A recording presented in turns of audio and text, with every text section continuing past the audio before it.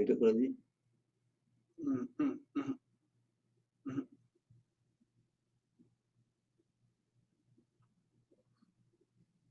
Close করুন, participants এর লিস্টটা ক্লোজ করুন।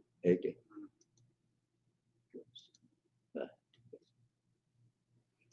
Good morning.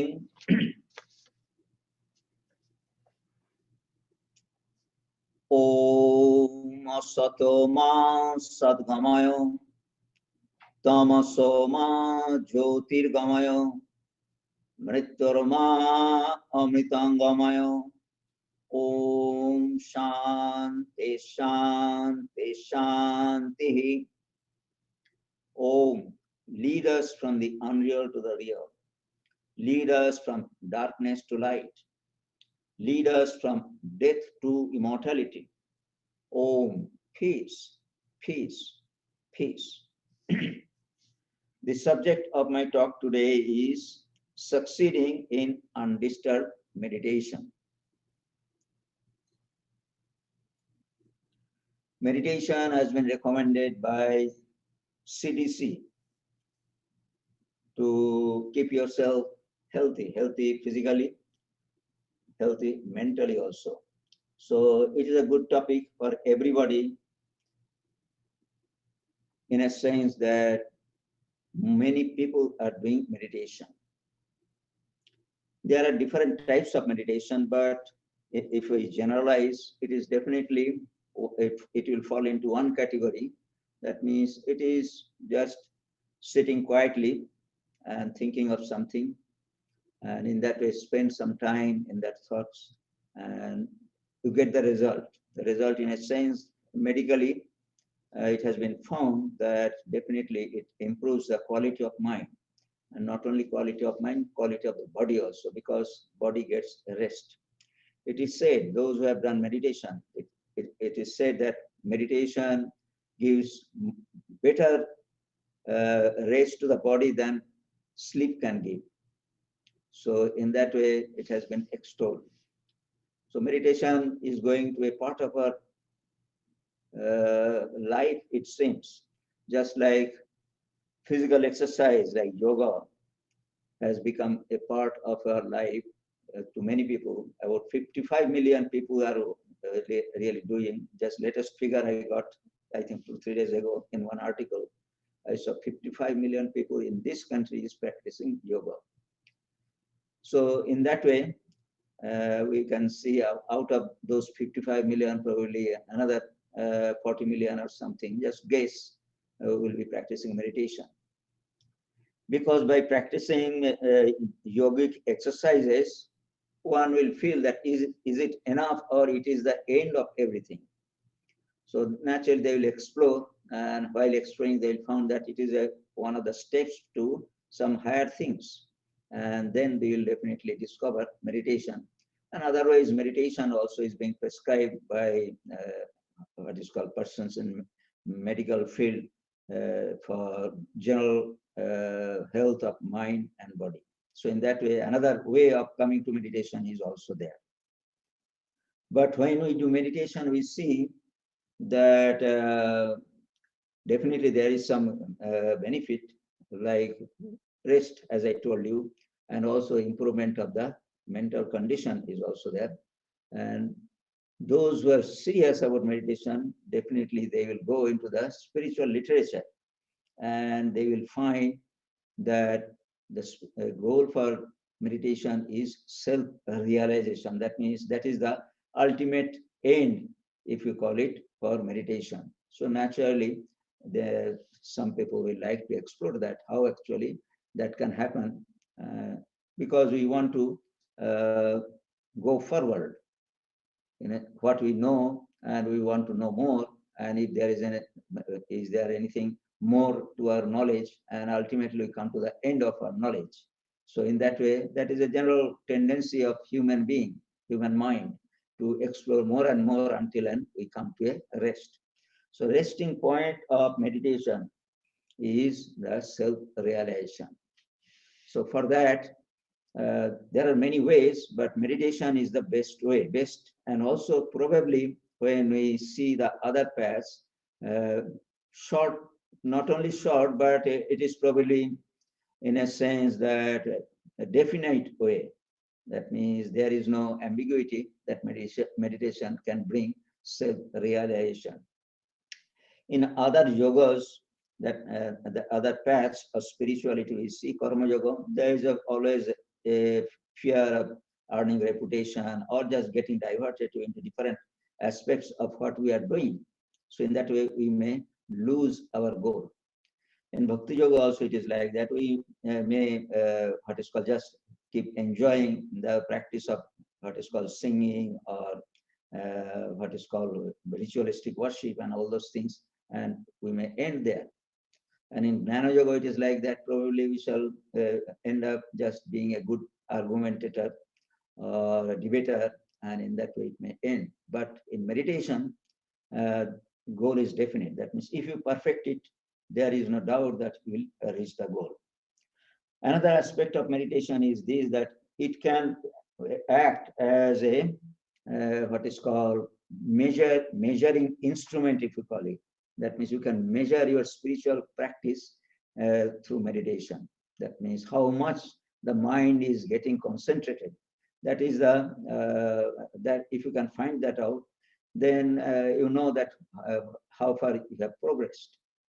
So in that way, meditation can be applied to other yogas. That after practicing other yogas, if you just sit quietly and watch your mind and find out that how the mind is getting concentrated or how far it is doing, you're successful in concentrating the mind, that will give an idea how far you have progressed in meditation.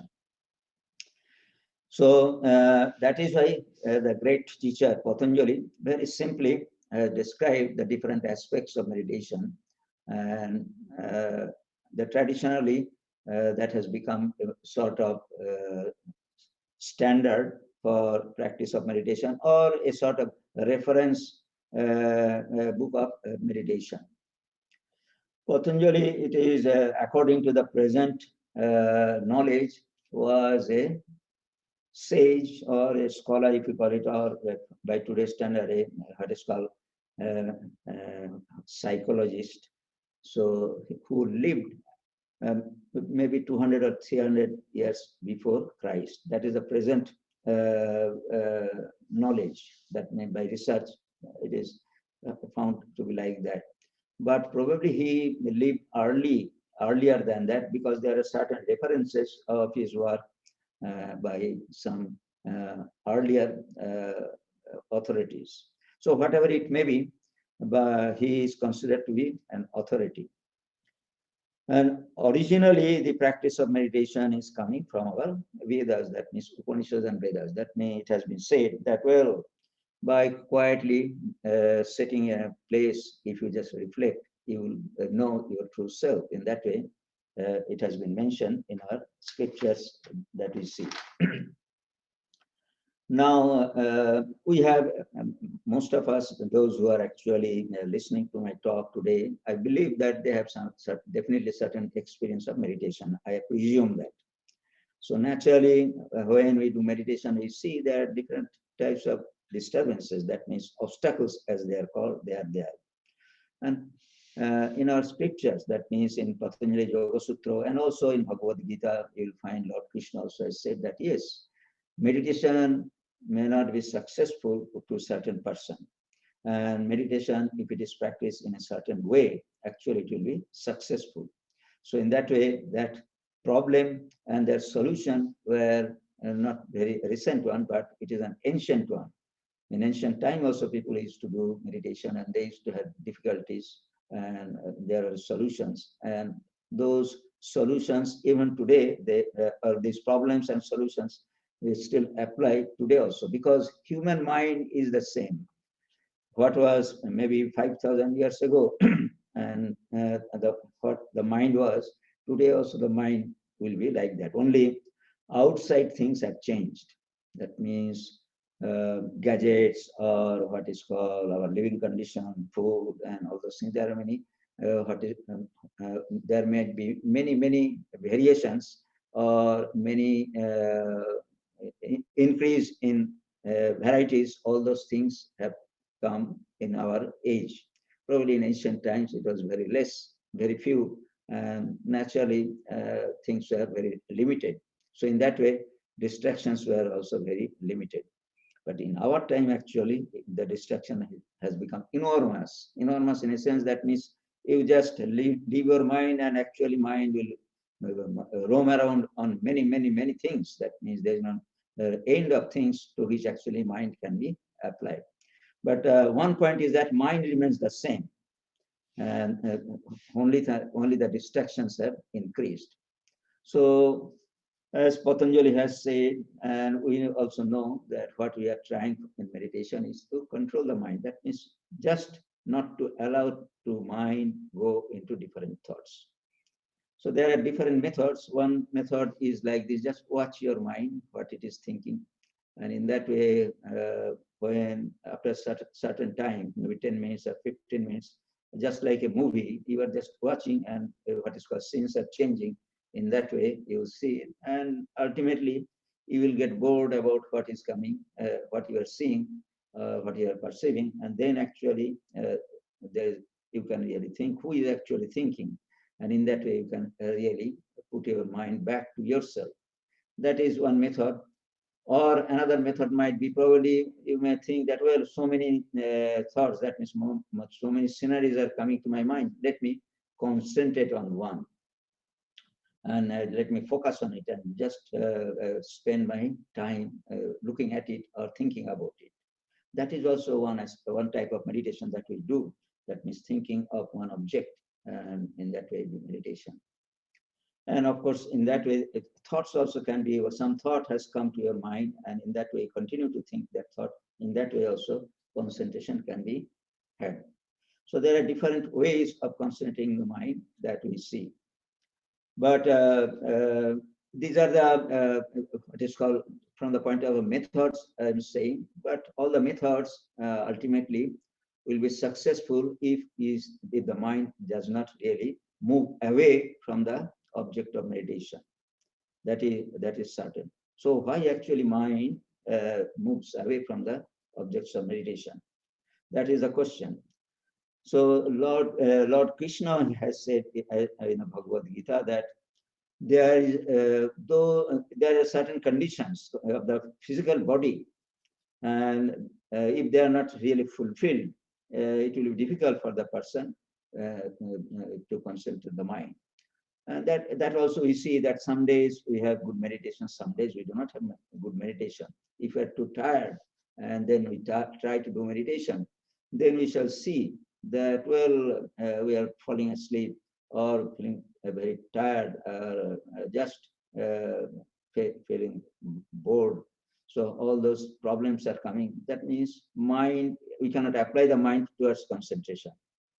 So those things are conditions of the body, is one of the aspects which needs to be addressed. That is that we see. So he has said, Natas natastu yogosti na choikanta manasnata na chati sapna silasya jagrata neva charjuna. That means it is not possible for a person to have a good meditation who eats too much. Too much in a sense, that means not only in quantity, but also quality of the food also affects the mind. And you see, Swami Vivekananda has said in one place that is in the zoo, if you go, you will see that lion in the cage, if he's awake, is just what is called pacing around from one end of the cage to another end of the cage. Restless, just restlessness is there. Lions, tigers, and cheetahs, and such other, what is called animals who are really eater of flesh. So one point is this, that means if those who eat too much, what is called this non-veg item, if you call it, and this type of non-veg item like what is called meat and such other things, it is natural for them that the mind will be disturbed. That means it will be difficult for them to concentrate the mind. But still, there are ways for them to do spirituality. Probably they will be very good in doing karma yoga, because there we need activity. So active mind and active body actually is more suitable for performance of the karma yoga. So by observing the mind and checking the food if we find, so naturally we can really control the food and try ourselves. So there are certain food actually which may contribute to the concentration of the mind, that Lord Krishna has said in Bhagavad Gita also. That means certain food which are really healthy but easily digestible, that type of food. It may appear to be the old people's food, but it is not like that. There are food which actually is uniformly conducive of any age, and they will be helpful for controlling the mind. So he's saying yuktahara then in the next verse actually he's saying yuktahara vihaja, for him who is moderate in eating, moderate in quantity as also in quality. That is not extreme type of food, that means extreme hot or extreme sweet, extreme sour, and all those type of food is also. Some people actually develop that type of taste, very spicy food, and they like that. And that is their, what is called, enjoyment. But definitely they get the effect, bad effect, not only in the body and also in the mind. So in that way, yuktahara, that means moderation. That means it is not that you have to abandon totally, but do it in moderation. That means you have to survive, and you have to keep your mind also what is called fresh. So in that way, food can be adjusted in such a way that it will not affect the mind. That's the point. When you will sit for meditation, actually, you will not be at the result of the food will not affect your mind. That means it will maintain the body, but the mind will remain in the mental work. Then he's saying that too much, and also for him who abstains too much from, and also those who do too much fasting also. For the sake of austerity, many people do fasting. And in the case of Lord Buddha, very well, it is very well known story that he was almost dying of austerity, that means fasting. Then he discovered after eating a little bit of food that yes, then actually mind settles. That means mind becomes cheerful and you can actually focus the mind properly. So that also you need to know. Though it is good to do fasting and all those things occasionally, but it should not be a part of the practice of meditation. That means we need not think that the more we fast, the better is the control of the mind. That will not happen. That is that we have to understand. Then, of course, he's saying it is not for him who sleeps too much or too little. Sleeping is good and it gives a rest to the body and mind. But if it is too much, that means you are addicted to sleeping, actually, tamas, as it is called, that means dullness will increase. Sleeping, good amount of sleeping is definitely necessary for body and mind. That means it gets rested. And in our scriptures, it is said that sleep is almost equivalent to samadhi. And in fact, there are books also, there are some authorities who have said that samadhi and sleep are really same. But it is not true. Sleep definitely gives some good effect, which the samadhi also gives. That means total rest of body and mind. That means after a nice, good sleep, you will find the mind is sharp, body is fresh, and in that way, you can really do good work. Face the what is called life more, you can engage in things appropriately. That means you can do justice to your what you are thinking or what you are doing. So that is why nowadays you see that it is advised to take a short nap during the daytime. You get up in the early morning, do a lot of work, and then of course you get tired, but you continue to do work. So naturally towards the end, you become very much tired when the quality of work, what is called quality of work becomes poor. So if you take a little rest during the daytime, again start doing the work, then actually the work will be better than if you continue to do work at a stretch. So that shows that the control of the sleep actually, or employing sleep for the betterment of health of mind is definitely there.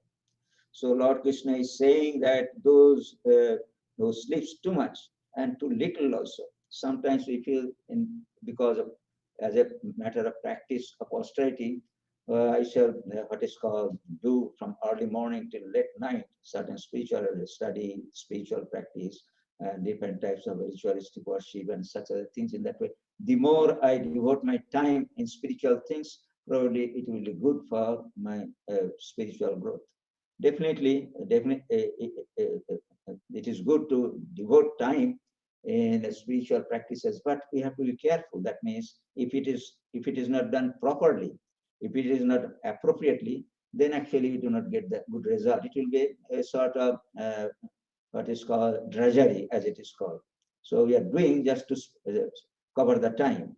So that is also not good. So in that way, waking state also have to be controlled. That means too much waking is not good. So in that way, we have to divide our time. As such, it depends upon the condition of the health and also the age, but it is said that some authorities say that up to 8 hours sleep is good at the old age. That means those are aged for them. And definitely less than 5 hours of sleep is not good for anybody. So we have to adjust our sleep between 5 and 8 hours. So it can be divided also in this way. Probably I sleep 5 hours at night, and then I take a little nap, probably an hour in the day. So in that way, 6 hours, total sleep in 24 hours, that also be helpful. So in that way, these aspects, the point is that these aspects affect the body and mind, and we are mostly concerned with the mind. So we can check and do whatever is necessary. Then he has said that if we jump into meditation without taking care of your body, that means the condition of the body. Body means in what condition? It is something like after doing physical, if you start doing meditation, probably it will be good because you know what is the condition of the body now. Condition of the body as such is that it should be without disease. And that is a very what is called, it is almost a fantasy to have a disease-free body. So it should be, the body should be within the limits. That means we know in physical there are limits. That means lower limit and higher limit. If you are diabetic, you have your sugar should be not that much, and also if you may have hypoglycemia if your sugar is too less. So in that way there is a limit. So everything should be within the limit, and that is the criterion of a good body and free from disease. So there are different tests that are there nowadays, but in general we can figure out whether I'm healthy or whether I'm not healthy. But when I'm not healthy, then we have to take care of the body. In case of, we should not think that for the sake of practicing austerity, we should neglect the what is called health of the body. That is not really good. That means that will not work. That means we shall become more and more sick, and that is ultimately will not give the good result. So we should address any disease or any difficulties in the body, shortcomings in the body that are there, because they definitely affect the body and mind. So body, if the body is healthy, automatically it is the best tool, instrument for keeping the body, mind also healthy. So there is no doubt about that. So these are the physical things that we can do, that taking care of the body appropriate, so that is in appropriate condition, and that will be helpful. So, so that is why Lord Krishna in the second verse says, for him who is moderate in eating and recreation, temperate in his actions, who is regulated in sleep and wakefulness, meditation becomes a destroyer of pain. That means he becomes successful. Pain means, that means mental disturbances. So that is maybe sorrow, or maybe what is called anger and such other passions and all those things, they are painful. So he will be able, he'll be successful in the practice of controlling the mind, Lord Krishna has said. So first is the, as I told you, disease, and then of course there is another another aspect is there. Alasya. Alasya means what is called laziness. Laziness are two types. Physical laziness, that means you do not have to do any work. There are persons who are taking care of you. There are many persons whom you can allot your work, and in that way you remain inactive. That is possible. In many cases it is possible, those who have that type of advantage. And also there is mental laziness also. You do not want to employ your mind in what is called regular activities as such. That means just let it go whatever way it wants. Probably what is called entertainment and all those things. There is no doubt about those things. That means seeing movie, TV, and also listening to different songs and all those things. There is no doubt about that. So it is letting the mind go as it likes. So that is actually type of alasya. That means laziness. That means you are not trying to control your mind when you are really aware or when in your waking state.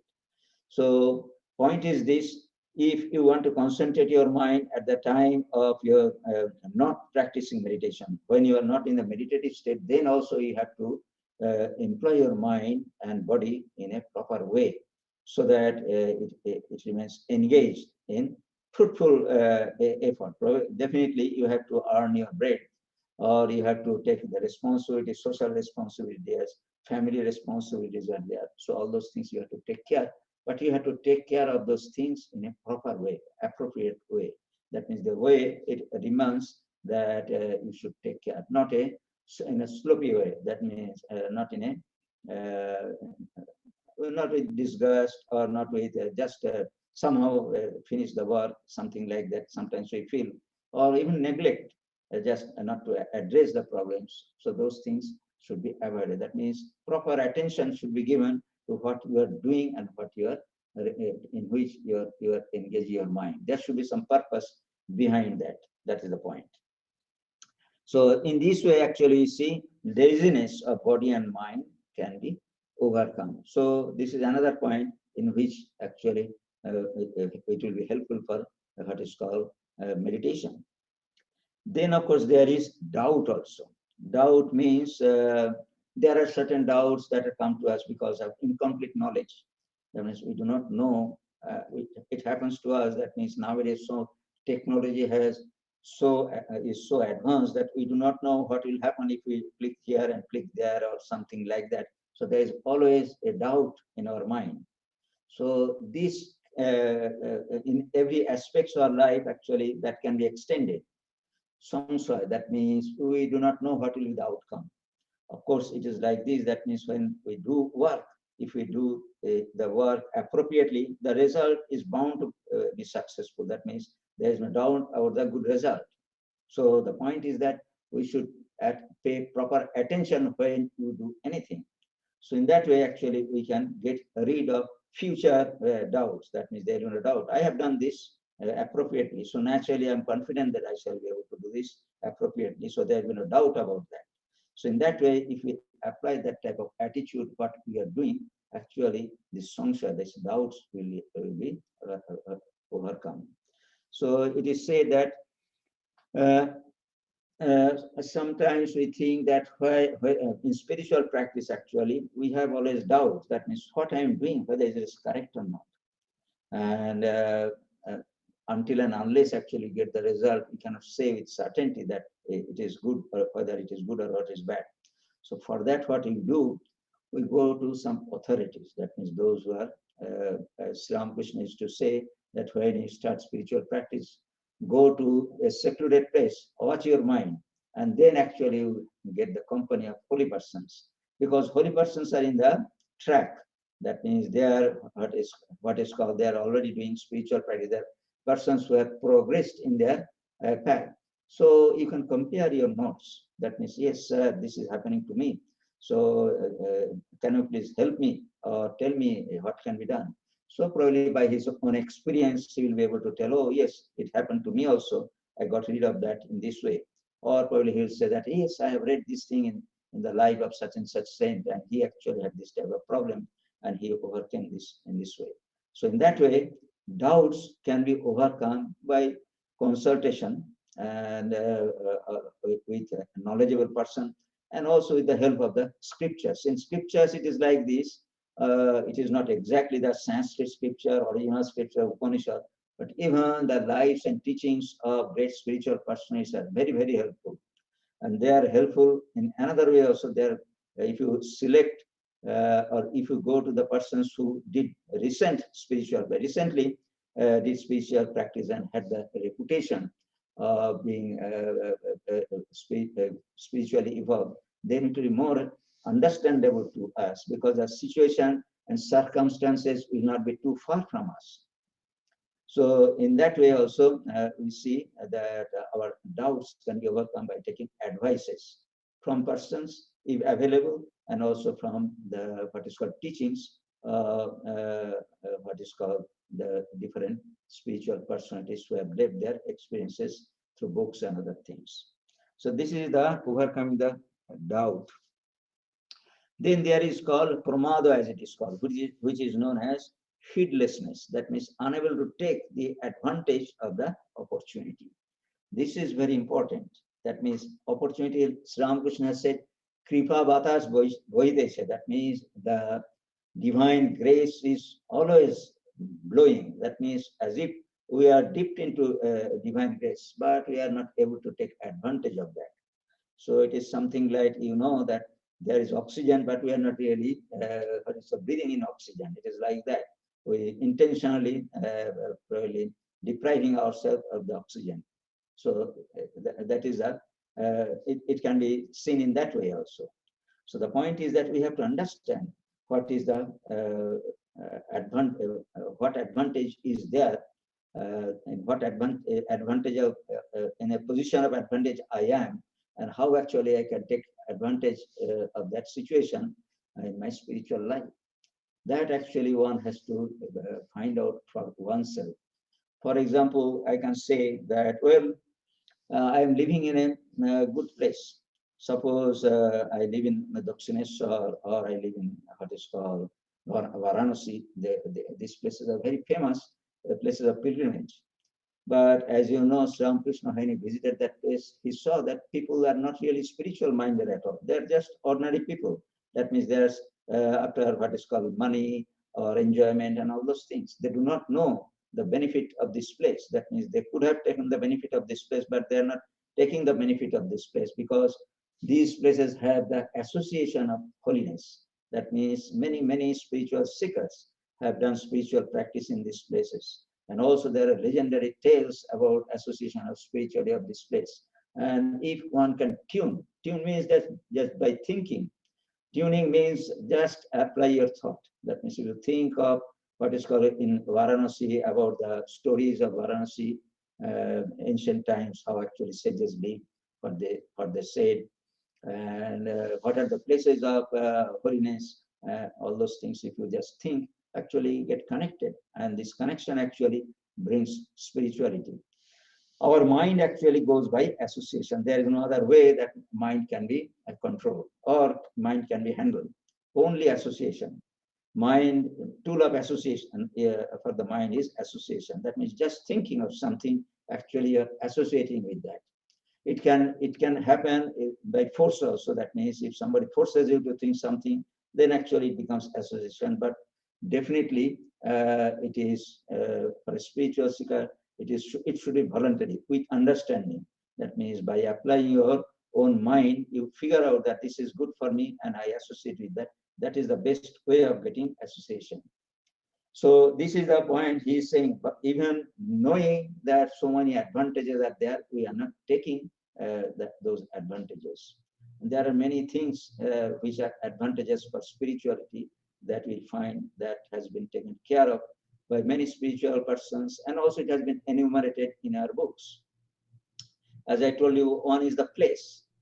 So many spiritual seekers, they go for pilgrimage. What is the purpose? Nowadays, it looks like it is a sort of sightseeing. That means there are organized tours that will take to Char Dham. In India, there are 4 most holy places. So they will arrange and you can visit that. Then you can come back and tell the stories to your friends. And in that way, you what is called end up. But the point is that these holy places have got deeper association. So instead of spending so much time or money, if we just select one place and spend some time in doing spiritual practices, that will be more beneficial from the point of view of spirituality than just what is called visiting those places, making a pilgrimage and come back. and just ruminate what you have done, and just talk to your friends. So in that way, the advantage has to be taken care of. That means when you visit such places. Then also time is also there. Time, we always say, those who do meditation, that early morning and evening, they are good times. So we need to take advantage of that because we get the help of nature at that time. It is just like the what is called, as Krishna has said, Kripavatas. That means the grace is always blowing, but grace is more perceptible or more intense during those two times because nature helps, becomes quiet, and we can take advantage of that.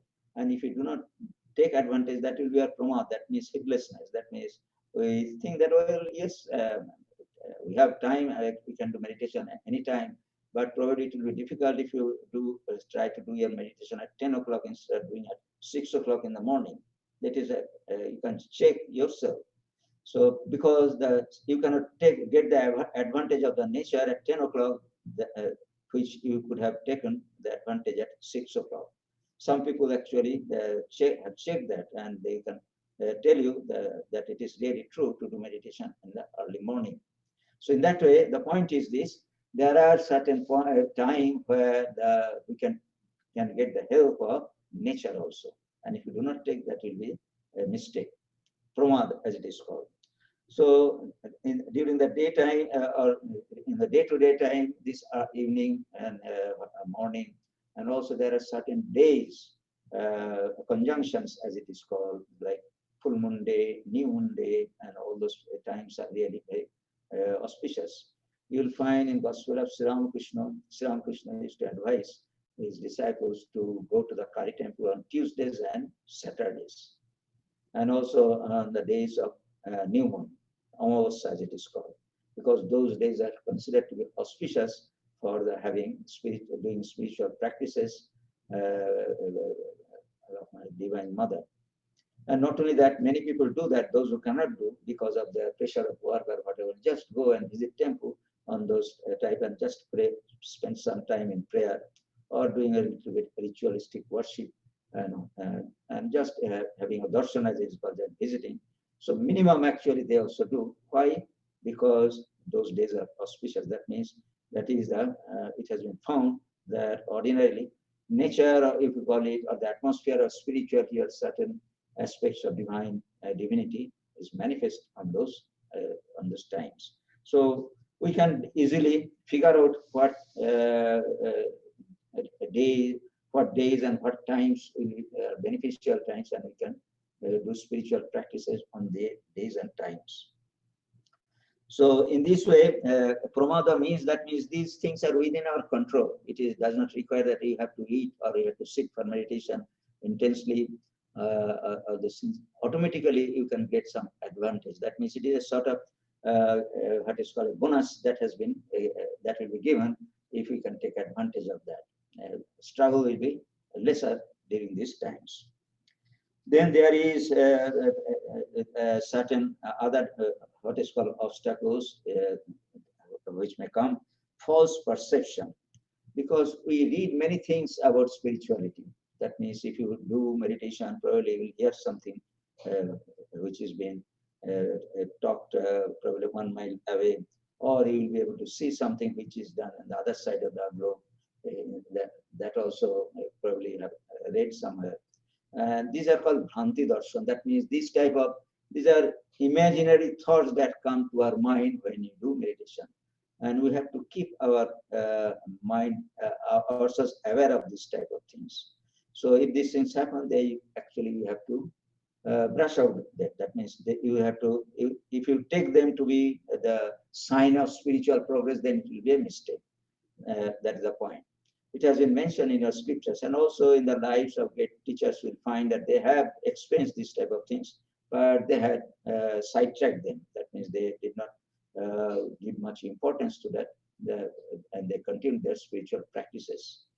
In the life of Holy Mother, you see that sometimes in some places you see that she has said that if I think of somebody, next day I see that he has come.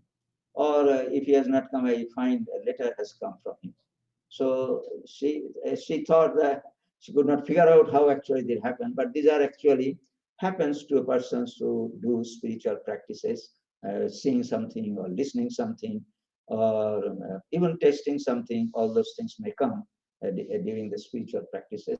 They are called Bhranti Darshan. Patanjali has said you should be very careful about this type of things, but definitely there are genuine experiences that will come, but that comes in a very in a later stage. Later stage, man, you will yourself understand these are genuine and these are really false.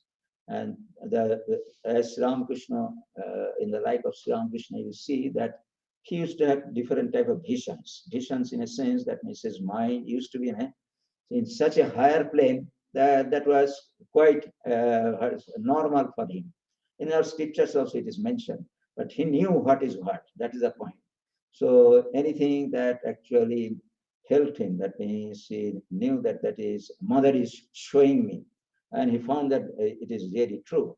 That means mother is to show him. That means in case of say Narendra, mother showed him that he has come from such and such a high heaven or something like that. That is mentioned in his. So all those things actually came true in his life. It doesn't mean that he are very much enamored by those things, but he is perceiving those things, and the actual happening of those things were really corroborated. That is the point. But in case of Bhranti Darshan, that means seeing the what is called hearing and seeing things or perceiving things at a distance, those other things, they do not come true actually. That is why they are called Bhranti. Bhranti means mistake, or Bhranti means false. So in that way, we have to be aware of those things. And those, if we overcome them, then actually it will be easy for us to continue our meditation. Then there is another thing, that means sometimes the mind becomes nice, concentrated. Suppose you have done meditation following all the what is called dictums. That means you have a practice of moderation in food, sleep, action, and also in what is called in taking the advantage of the place, time, all those things, and you have done meditation. So naturally, sometimes meditation will be very good. But probably under circumstances, you may not continue that for a long time. So naturally, there will be what is called, you'll be, that experience may not come always. That means one day, the experience will be very good. That means after meditation, you feel that, yes, it is the experience that I had. Or after meditation, I'm feeling very good and I'm very happy. The meditation, my mind concentrated very nicely and for a long time. But next day when you sit, probably your mind will not get concentrated. It may happen like that. So the point is this type of all of the Bhumi, it is called. That means a stage that you have once reached, and you actually cannot reach to that state. That means the state of what is called good experience or good what is called concentration. That may happen because mind is always fluctuating. So even after a good experience, you cannot expect that it will remain in that state for a long time, or it will happen very often. So how to handle that? That is the point. Handling, there are two ways. One thing that you know, then you struggle, and naturally, again, you try to make things propitious. That means, again, figuring out why actually these things are happening. You study your life and habits and all those things, and then again align themselves properly, and then actually you do meditation, probably you get it. Another aspect is that just think of the situation and what you had experienced, in higher experience that you had. That means that good experience that you had in the life of Lord Buddha. You see that he had utilized that. Lord Buddha, as you know, he left his palace, and then he had two teachers. That means he needed guide. So naturally he approached two teachers, but he was not satisfied with them because they were greedy. Greedy in a sense, that means they thought that, oh, Prince has come to be my disciple. So they actually was very much what is called after him. And they said that, well, you can stay here, come here, do practice, and after my death, you will what is called, you become head of my what is called this retreat. So in that way they enticed him. But actually, he wanted to practice something which will lead him to the goal. That means how could he could really end the sorrows of human beings. That was his purpose of leaving his palace. So he found that they are not really helpful in that goal. So he left one after another. That means two of them did the same thing. So ultimately, he thought that let me try myself. So first try was that he acute austerities that he practiced. Then actually he thought that, well, mind is not getting control, but he remembered one incident in his boyhood days when he had experienced a very quiet quietness in his mind, and that he remembered for a long time. So he said that let me think of that situation. That means that how the mind was there, just a sort of, as you call, a virtual image he created in his mind, as if he was sitting in that past situation.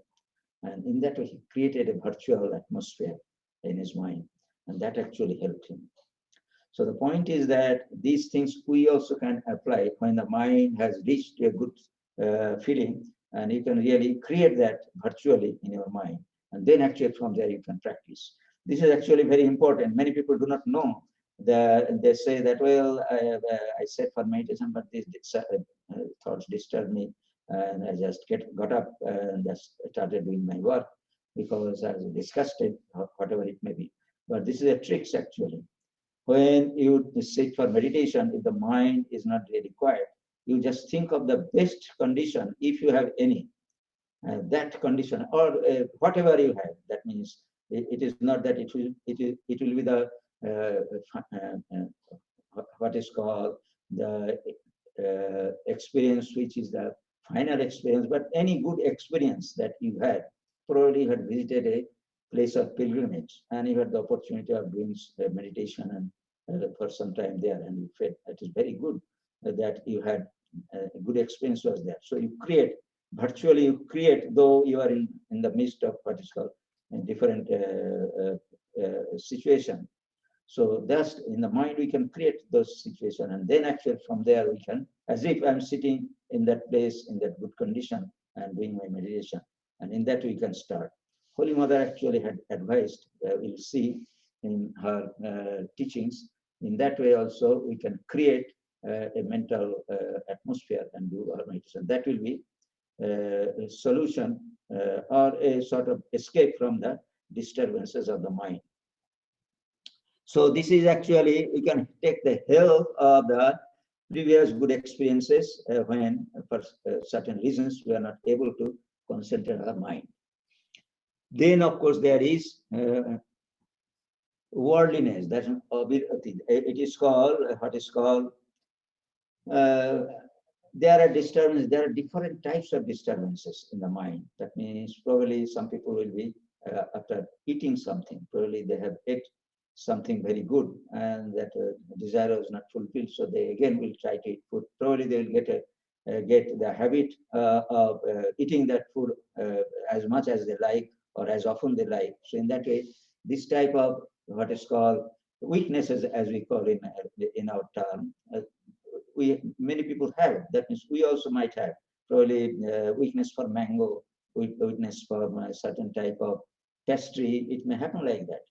So those things have to be taken care of. That means if we are really after them, then actually mind will be disturbed. That means mind would crave for them. These are very simple examples there I gave, but there are many other things. Probably some people have the craving for reputation also. That means he wants to be something. That means people will recognize me. Or some people might have the what is called craving for being a very good speaker. That means people will be stunned what I am saying. They will just listen like a rock. So in that way, that craving might be there. So those things actually disturb the mind. And when we discover them, we have to really take care of them. That means when we feel that the way it can be done by counter thought, as it is called. That means, yes, I crave for that, but yes, when that situation as circumstances will come, I shall take advantage of that, but I shall not be after that. That means if I get the chance of giving a talk, probably I shall try my best to do that, but I shall not crave for just giving talks. That means I should go here and there and ask for, give me a chance to give a talk. I can really, what is called, give good talks, and in that way, that type of attitude is really helpful, very unhealthy for the point of view of mind. That means mind will be craving those things, and those cravings will take away the quietness of meditation. These are called worldliness. That means worldly desires. That means we have five senses. So five senses are always really outwardly oriented. So they are, if we do not keep watch on them, they will try to have their objects of enjoyment. And if we are after them without applying our what is called discrimination, then that will bring a pitfall ultimately, or at least definitely disturbances. So counter thought, that means benefit in that way. We see. Now I can tell you a story. Story means if you this is a story probably for Americans you have to apply a little imagination, but for Indians it will be very easy to follow. You know, Indians are what is called fond of cricket. Cricket means it is not baseball, but cricket. Cricket, Americans hate it because it is so slow, but still it has got its own enjoyment.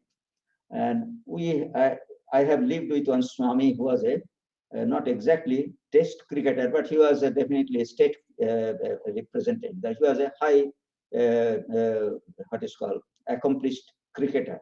And not only that, he was a compatriot of Vijay Hazare. That means they actually studied together, and they are friends also. So those who name the Vijay Hazare, so they will know that what was the place of that that Swami was. That means he was a very good cricketer, and ultimately he decided to become a monk. And he came to Belur Math. And in Belur Math, you know,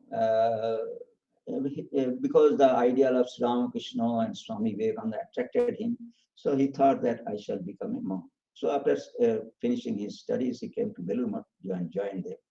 And at that time, Swami Nirvanananda, that means Sujji Maharaj, was the manager of the Math.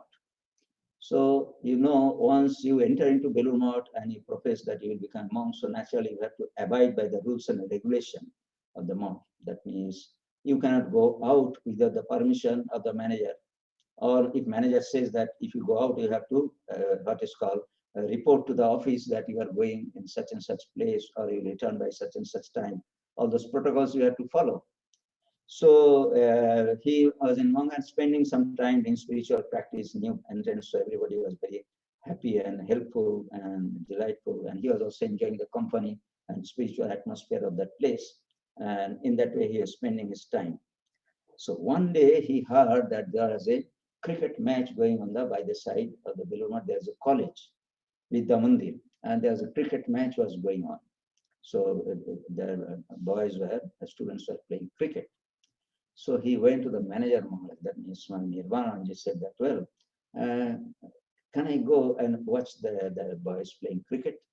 And Nirvana said, no, you should not go. You should not go and watch that. It is very innocent entertainment, just watching a cricket match, just like watching a baseball or volleyball or whatever it may. But he said, no, you should not go.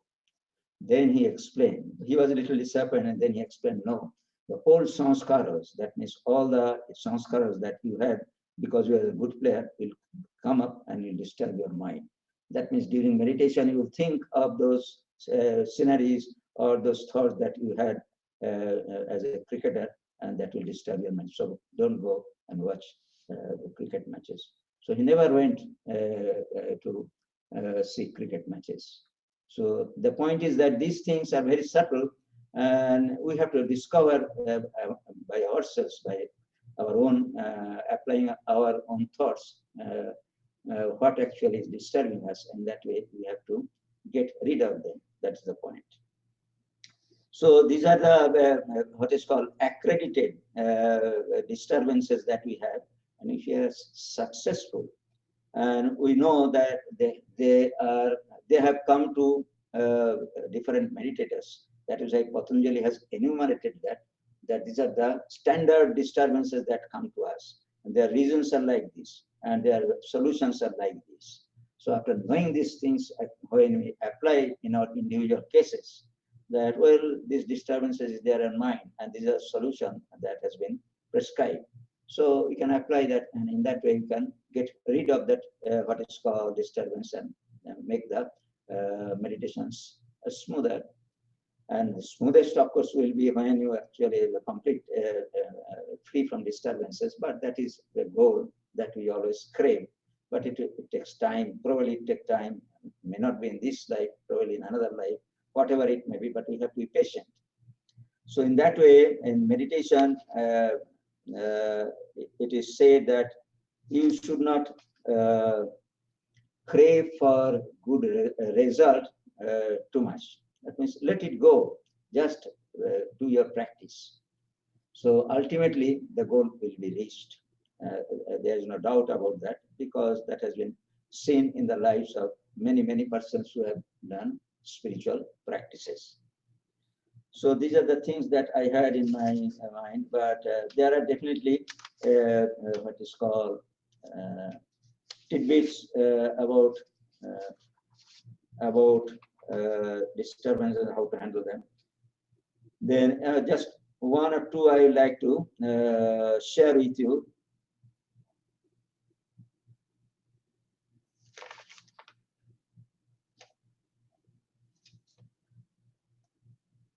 So he's saying in one place, one advice was given by one Swami: do not allow yourself to be alone and go on brooding over the objects of desire. This only makes matters worse. Force yourself, if you can, to read and study something elevating in such a case, whether your mind likes it or not. That means if the mind craves petty, what is called pet thoughts, as it is called. Many people have pet thought. That means mind is ruminating on that, and in that way it is going on. So under such circumstances, don't remain alone. That means engage in some activities, or engage talks with some other person. In that way, divert yourself from this situation. And if at all you cannot find any other way, just get some book and divert your mind in reading that. So this is the way. Pet thoughts, as it is called. That means a thought which is recurringly coming and disturbing you, that can be overcome.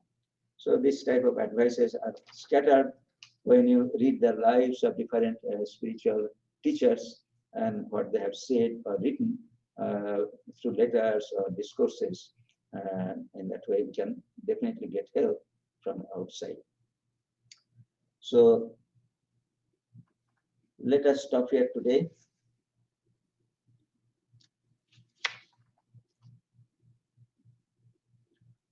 And let me conclude with the announcements. That means on Wednesday, we shall continue our study of Uddhava Gita. That is on June 24th at 7:30 p.m. on Zoom. Then Friday, Ishodhanananda will continue his discussion group on Aparaksha Anubhuti on Friday at 6 p.m. That is on June 26th. And Saturday, I shall continue the discourse on Gospel of Sri Ramakrishna. That is on Saturday, June 27th at 7:30 p.m. And next Sunday, Ishodhanananda will give a talk on how the mind becomes Guru. And it will be on Zoom as well as on YouTube. Today also we have Zoom and YouTube. So that is, his lecture is on June 20th at 11 a.m.